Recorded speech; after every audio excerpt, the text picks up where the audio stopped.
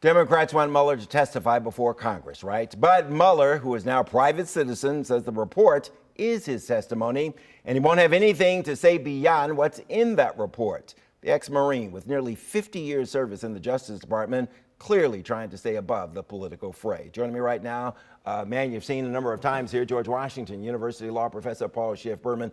Give me your take on what Mueller had to say today. Well, I think we have to remember that most of America has not read the 500 pages of the actual report. So having Mueller break it down, I think, was really important. And he very clearly said, yes, there was voluminous evidence of Russian interference. Yes, there was tremendous evidence of cooperation with the Trump campaign.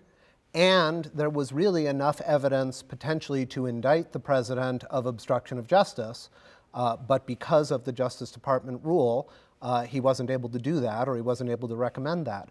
Those are three very, very important statements. And I think if you want to think back to if this had been the first we heard of the Mueller report, I think people would have been kind of shocked by it. But because it's now been framed by Barr's disingenuous reporting on the report, the whole way in which this report has been read is quite different. He also refuted directly what Barr has said. Barr said that they talked and that he asked him repeatedly if it's the Justice Department policy that's keeping him from going there on obstruction.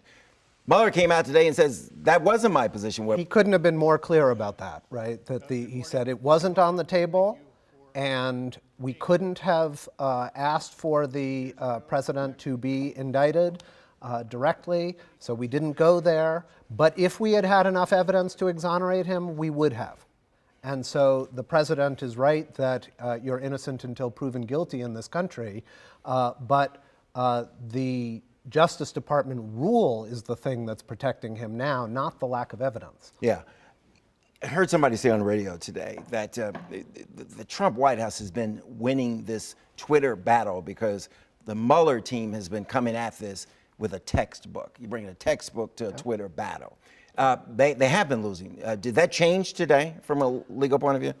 Well, I don't know if it changed from a legal point of view. From a PR point of view, this was a very direct statement. It's going to lead all of the network news tonight. And I think what he said was incredibly clear. It didn't look political. It looked very judicious and careful. Maybe it will change some minds. Yeah. What about these other investigations at the state level in New York that are going on? How might that come into play here? Or is that simply another set of tracks at this point? Well, you know, we have a huge number of different investigations. We've got the Trump Foundation, we've got tax issues, we've got money laundering issues. You got the Trump Hotel down the street. The Trump Hotel and the emoluments clause and so forth. And so, you know, I think there will be more and more evidence even beyond what Mueller presented. But I think, you know, we need to take a step back, right? So I'm not a political operative. Sure. I'm not thinking about sort of what's good for one party or the other. From a pure legal rule of law point of view, these are clearly impeachable offenses.